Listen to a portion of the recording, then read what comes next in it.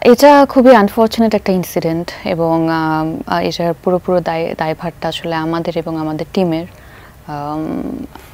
Postering করার যে জায়গাটা ছিল ওখানে তনুর একটি গ্রাফিটি করা ছিল এবং ওটার উপরে পোস্টার বসিয়ে দেওয়া হয়।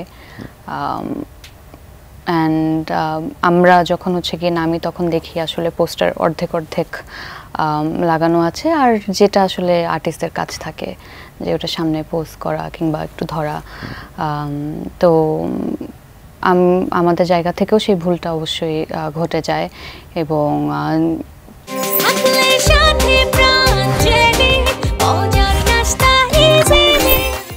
কিছুক্ষণ পরে আমরা যখন জানতে পারি তখন যদিও আমরা ওখান থেকে বের হয়ে যাওয়ার পর যখন জানতে পারি যে এই ধরনের একটা মিস্টেক হয়ে গেছে, আমরা সাথে সাথে ফিরে আসি ওখানে। যিনি গ্রাফিটিটা করেছিলেন ওনার সাথে কথা হয় এবং আরও অন্যান্য যারা ছিলেন তাদের সাথে কথা হয় এবং তার আগেই গিয়ে টিম আসলে ওখান থেকে সব কিছু উঠিয়ে ফেলেছিল এবং আমরা গিয়েও আসলে মেক শিওর করেছি যে ওখানে আসলে কোনো ধরনের পোস্টার যাতে না থাকে। তো এটা একটা আনফরচুনেট ইনসিডেন্ট যেটা একেবারেই কাম্য নয় এবং খুবই ইরেসপন্সিবিলিটির একটা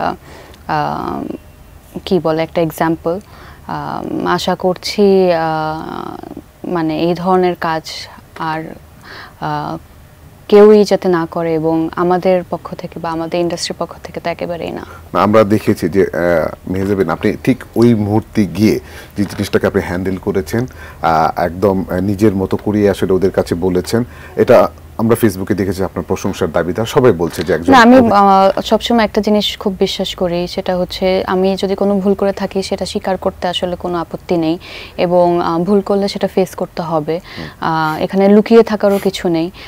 একটা ভুল ঘটেছে এবং সেটাকে আমি যদি শুধরাতে পারি আমার মনে হয় সেটাই সঠিক এবং আমরা সাথে সাথে ওখানে গিয়ে সবকিছু ঠিক করার চেষ্টা করি এবং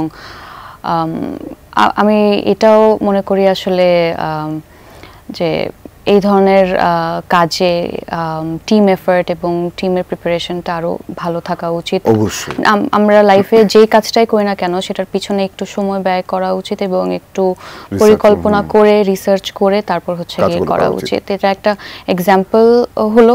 আশা করছি এই ধরনের ঘটনা যাতে কখনোই না ঘটে।